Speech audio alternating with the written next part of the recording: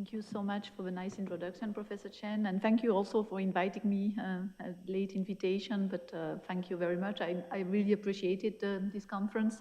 I learned a lot, not being an epidemiologist, but I think my learning curve was very steep, so I'm very thankful, and I think it's a very useful conference as well to bring all this discipline in one room, which will be very useful for the future.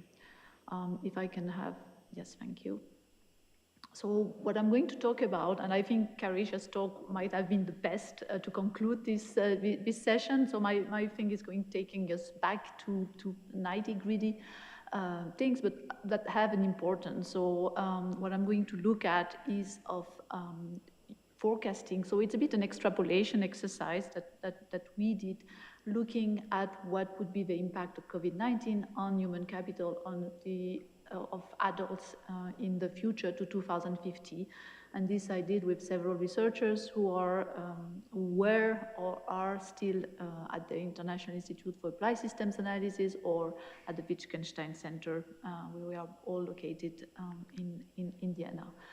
And what we did before doing that, was actually a piece that, a work that we did and that was published in PNAS in 2020, if I'm correct, where we were trying to see what would be the impact of differentials in quality, in the spread of quality education in the world.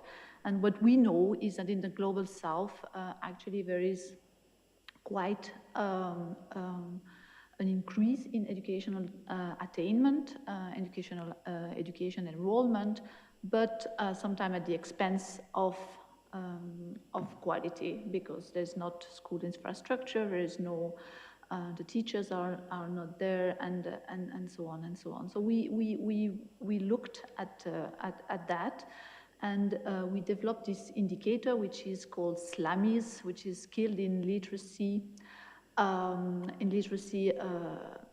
skilled in literacy adjusted mean years of schooling. And what we showed in these papers is, if we look at the difference between the more developed and the less developed regions in the world, actually when mean years of schooling, the difference is actually diminishing to the time now. This is like the purple line that you see here on the graph. If we look at the SLAMIS, so the skill in literacy adjusted mean years of schooling, this is the difference between the low-income countries and the high-income countries is actually increasing. So in this context, we know what happened with COVID. There was school closures that were implemented during the first wave, during the second wave, and during the different waves. Several things that we can talk about actually in terms of like for preparedness for next virus or next pandemic that we will have, is like, for instance, UNICEF said that like there are about 200 million school children who live in countries that are underprepared for online learning, for remote learning. In the time of when these school closures were implemented, I think we all know, we all have examples of how this was received, how this was implemented. So, for instance, in the US, San Diego was fighting school closures. In other areas, Uganda was saying, okay, yeah, the school closures are really hurting the economy. Parents cannot work anymore. There were other cases, I think I cannot even read from here, but in Ireland, there were some cases where schools were closed after it was found out that there were many cases in the virus was spreading within the class, while in other countries, like this is the case of China, where after just one case, the school is closing, and some other. So every country had different issues, and I think it was a difficult time for everyone. I mean, like for teachers who had to come up with an online course from one day to the next, basically, for parents who had to deal with their having their kids at home and having to work at the same time, and for the children themselves. So now we are a few years after that, and what we know, we're starting to hear reports about what are the consequences of this time, which seems like limited in time in some way, but somehow not disappearing. So we know that children have lost globally, I mean not globally, but have lost more than a third of their school year to the pandemic.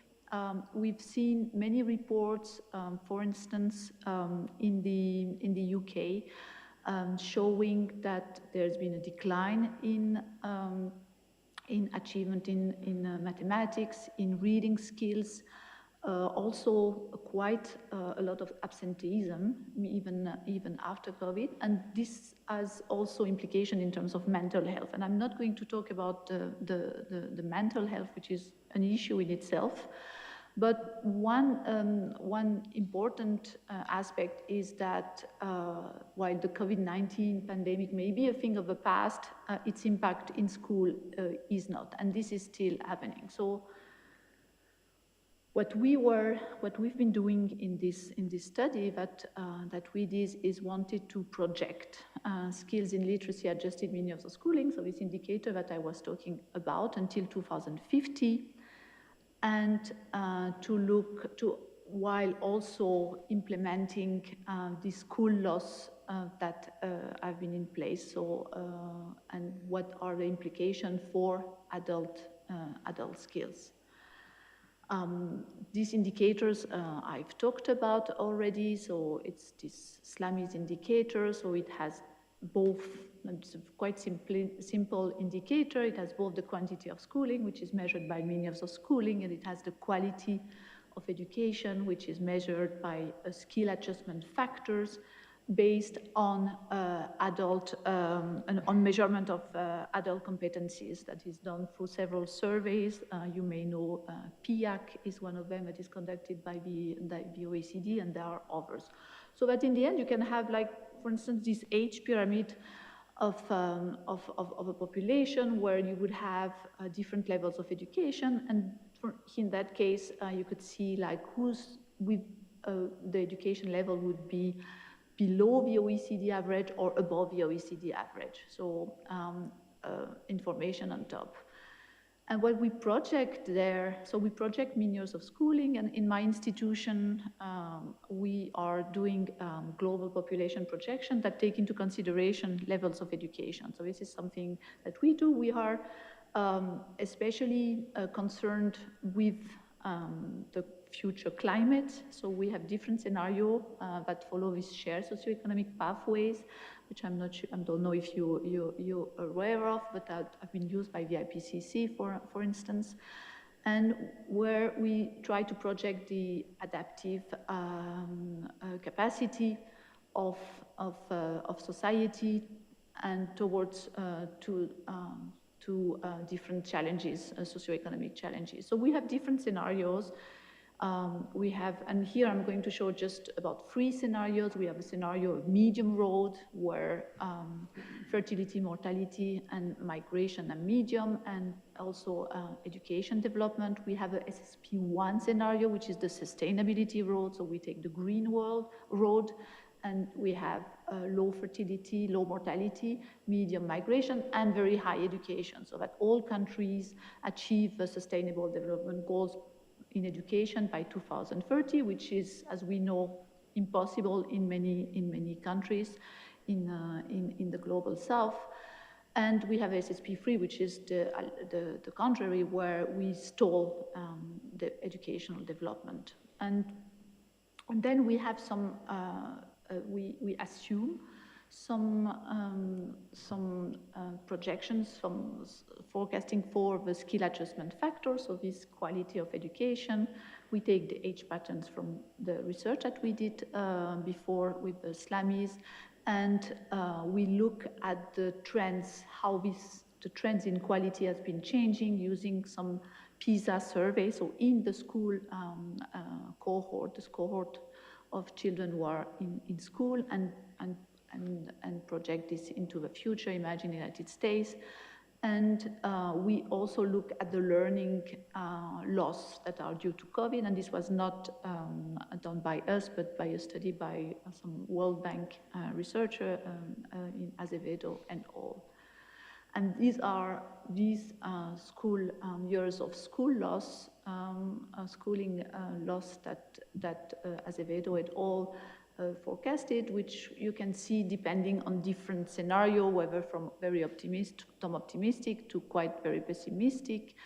And I mean, what is interesting in that is like for high-income countries, that for instance, there would be from the baseline on a very pessimistic scenario, about a 1.4 years of loss due to school closure and COVID-19, which seems quite a lot, but in absolute term, but in relative terms, it's not so important. Whereas for low-income countries, then you would have maybe from 4.3 to 3.6.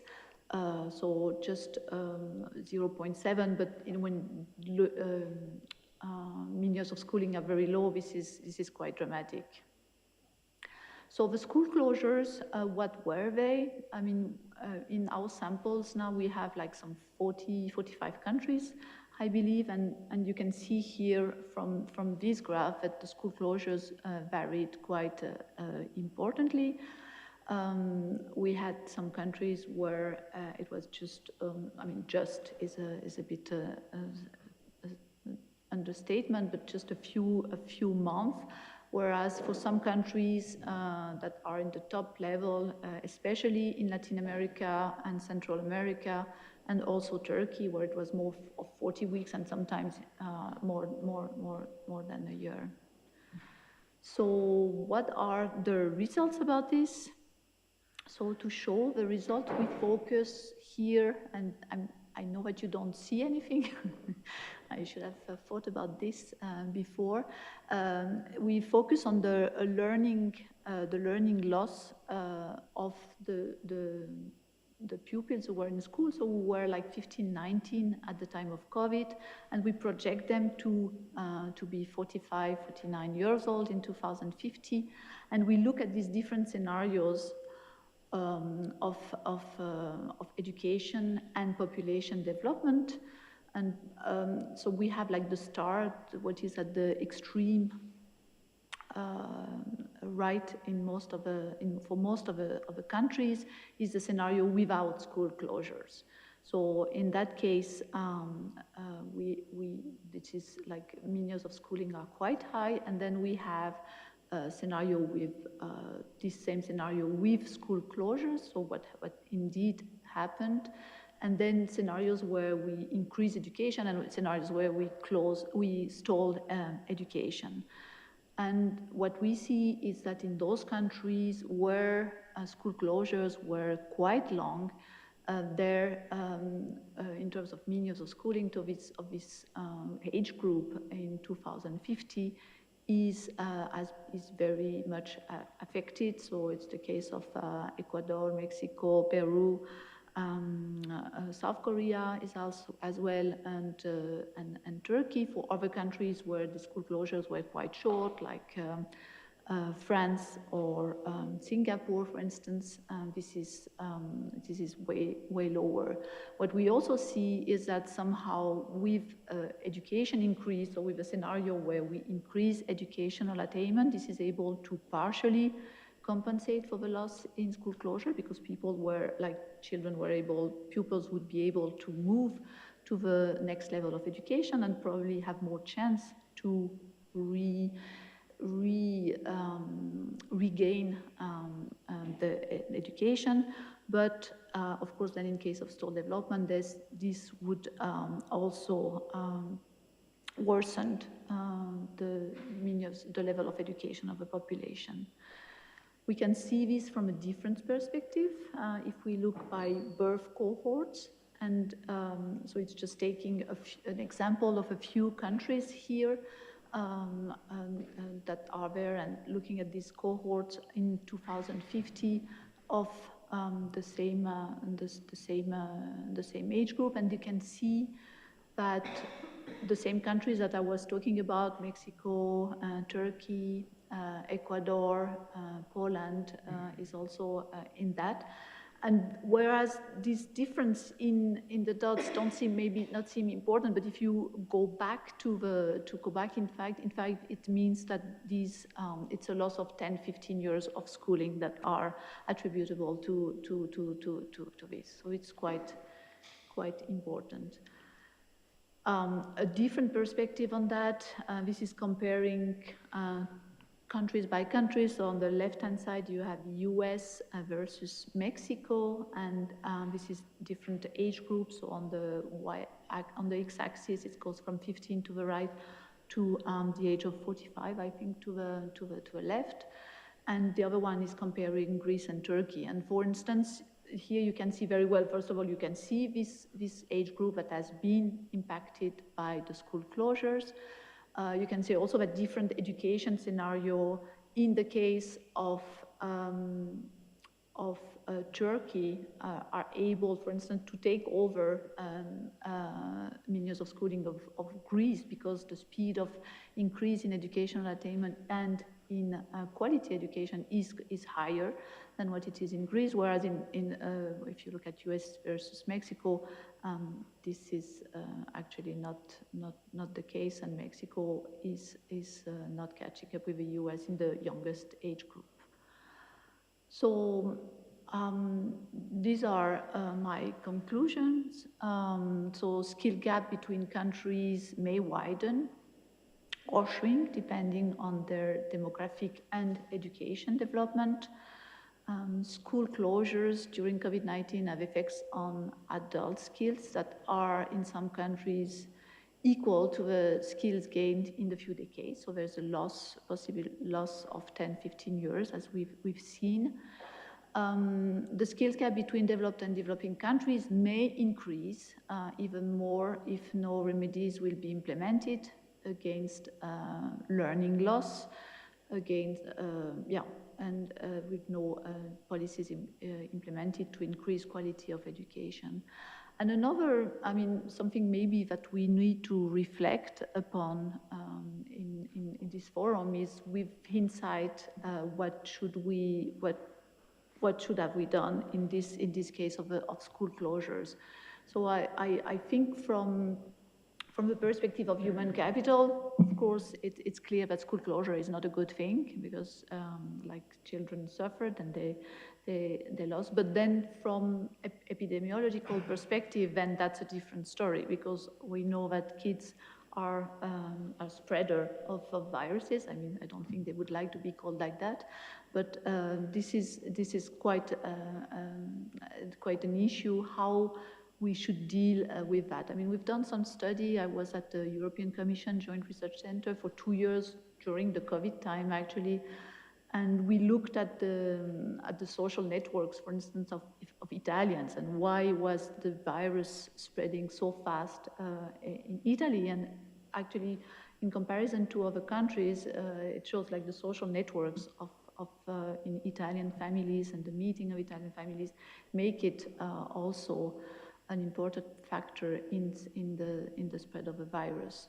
So I'm looking forward to your comments, and what do you think should have been done, or how can we reflect about this? I thank you very much. This is the talk.